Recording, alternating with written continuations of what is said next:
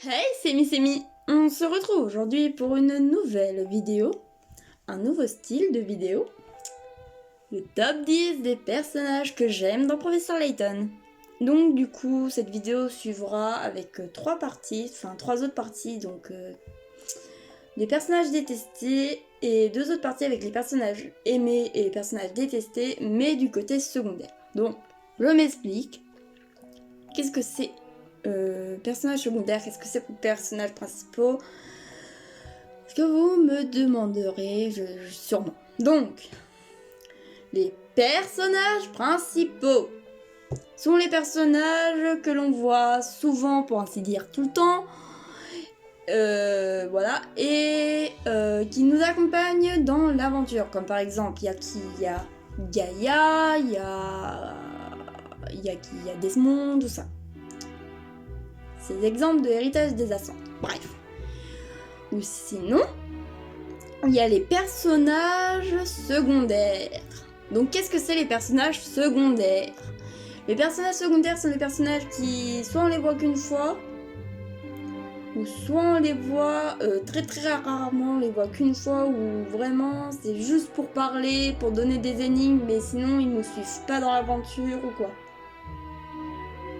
Ou à un moment ils partent. Comme par exemple les personnages comme Becky, Adeline, tout ça. Bref, j'ai juste envie de dire un moment. Enfin, un moment, j'ai juste envie de dire maintenant, j'ai envie de dire. Bref, ça fait beaucoup de envie de dire. On est parti.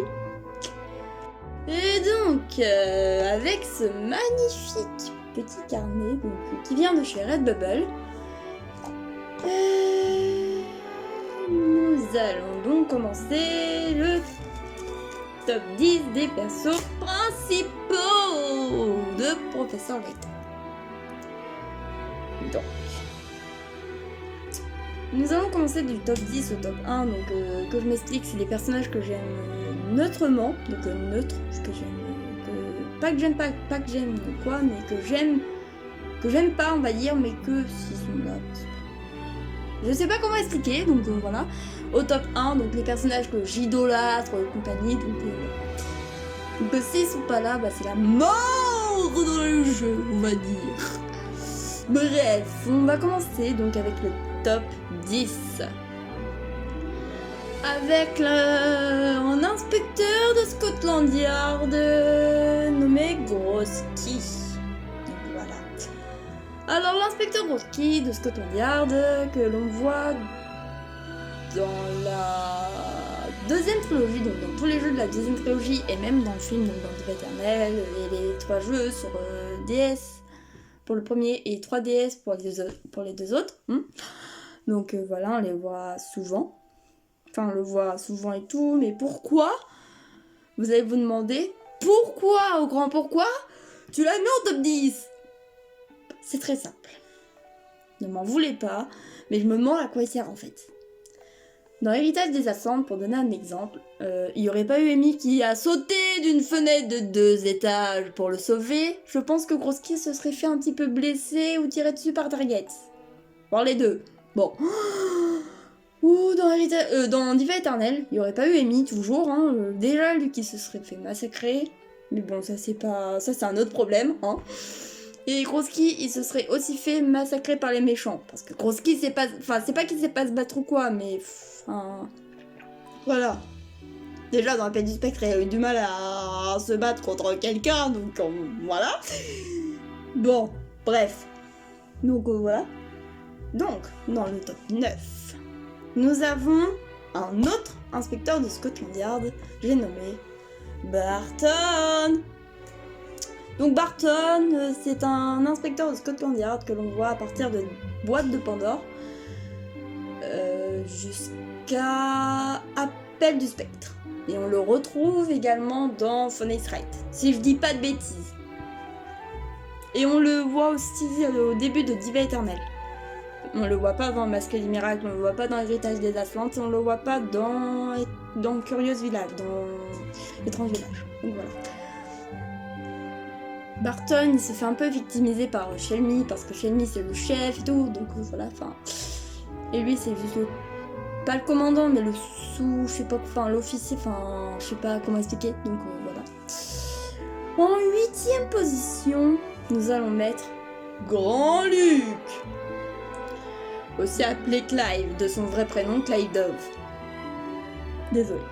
Donc Clive Dove, Grand Luke, tout ça, ce que vous voulez. C'est pas que je l'aime pas, mais c'est qu'en fait, bah déjà il ressemble à Luke. Donc, ressemblance, tout ça, c'était bien. Il a envoyé une lettre à Layton, compagnie. Voici le destin perdu. Sauf qu'il décide de détruire Londres. Donc, du coup, voilà. C'est un petit peu. En plus, une histoire, elle est pas triste à la fin. Donc, voilà. En 7, je mettrai Claire Follet. Claire Follet de Destin perdu toujours, qui est la feu petite amie de Layton. Petit moment de cours. Alors, dans ce contexte, feu veut dire décédé. Donc, quand je dis feu, la petite amie de Layton, c'est-à-dire la petite amie décédée de Layton, parce que, selon mes souvenirs, la petite amie de Layton serait décédée à la suite d'une expérience le jour où Claire, du coup, a offert le haute forme à Layton. Ils ont dit du coup de continuer la fête au dîner, sauf qu'en fait il n'y a pas eu de dîner parce que Claire elle est décédée du fait de l'expérience qui a du coup également cramé un immeuble voisin. Du coup il y a eu beaucoup de morts. Bref, on s'en doutait un peu. Alors nous allons donc continuer avec le 6. Donc le 6 n'est autre que Desmond Descol, que l'on voit dans Héritage des Aslans, mais Descol on le voit quasiment dans la deuxième trilogie, enfin toute la deuxième trilogie. Donc voilà. Donc pourquoi Desmond Descol, c'est parce qu'en fait c'est... Faut finir Héritage des Aslans, pour savoir. Bref. Mais je les aime bien tous les deux. J'ai quand même une préférence pour Desmond, etc. Parce qu'il y a quand même des petits easter eggs avec Amy et Desmond dans Héritage des Atlantes. Beaucoup pensent que Amy et Desmond sont en couple. Mais en fait, je ne sais pas où c'est que j'ai appris ça, mais beaucoup disent qu'Amy serait lesbienne. Bon, bref. En 5, j'ai envie de mettre Flora Reynolds. Alors, pourquoi Flora Reynolds? Parce que Flora, c'est déjà bien le top 5 pour elle, parce que Flora... Franchement, je ne sais pas à quoi elle sert. Enfin, c'est pas méchant, c'est pas méchant, notez ça bien, mais c'est pas méchant. Flora, elle est bien jolie, elle est bien gentille, tout ça, elle est attachante et tout, c'est tout. Sauf que Flora, enfin, à part se faire kidnapper, faire la cuisine, on va en passer. Et faire le pot de fleurs, on va dire. Ça, c'est méchant. Bref, et en fait, à pas rester à Grayson Heller, en fait, et du coup, devoir se déguiser à la Don Paolo pour faire suivre Layton, etc., sans se faire remarquer, pour qu'au final elle se fasse remarquer, pour qu'au final elle suive Layton, pour qu'au final elle se fasse kidnapper, qu'on la retrouve qu'à la fin de l'aventure, comme par exemple dans Boîte de Pandore, ou Destin perdu. Eh bien... j'ai envie de dire... Non, Destin perdu, il n'y a que dans Destin perdu où Flora a pu nous accompagner vraiment.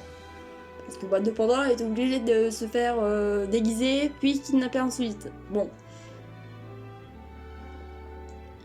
Bref. J'ai juste envie de dire un truc. C'est dommage que Layton n'existe pas, parce que j'ai quand même envie de dire un truc en tant qu'assistante. Non, Eh bien, c'est que... c'est assez bête de laisser Flora toute seule à Londres, parce que, à part à Saint-Mystère...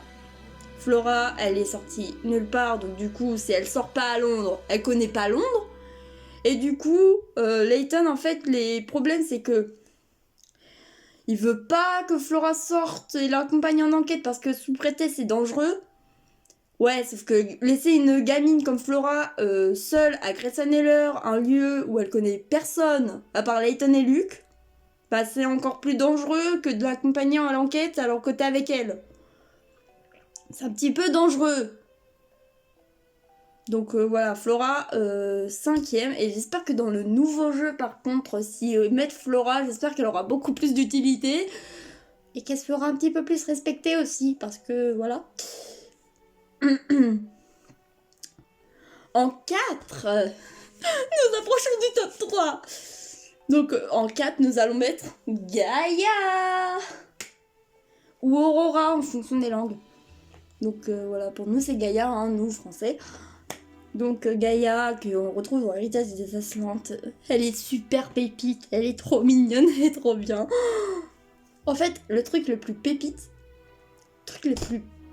avec Gaïa, c'est quoi? C'est le fait, tout simplement, que en fait il y a un petit historique à Scotland Yard dans Professeur Layton et Héritage des Aslantes, donc Aswan Legacy pour les Anglais et compagnie,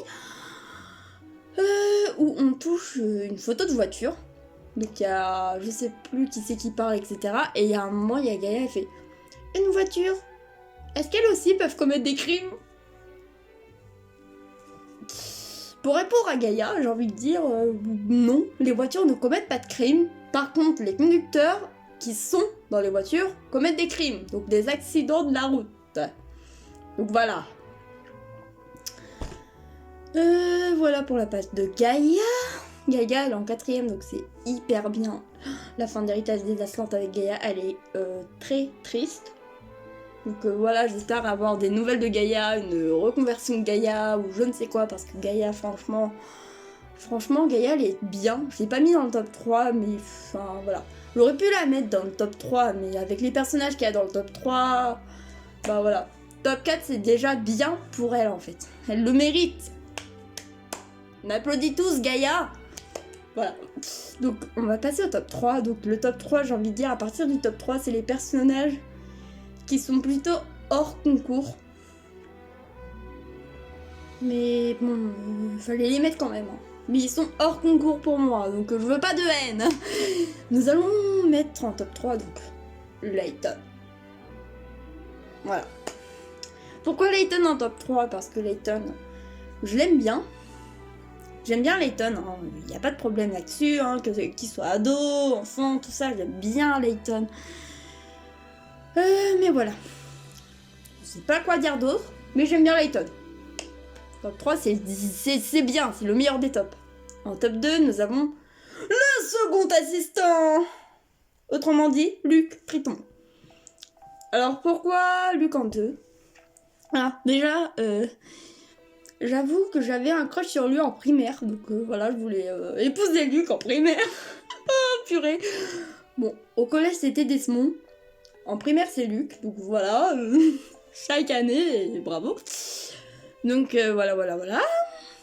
Et en top 1, je pense que si vous me connaissez, c'est pas la peine que je le dise, mais je le dis quand même. La grande et célèbre Emi Altava. Donc voilà. Donc Emi Altava, qui, bien que malgré ce qu'elle a fait de l'héritage des Aslantes, je le dis pas parce que ça fait quand même assez mal.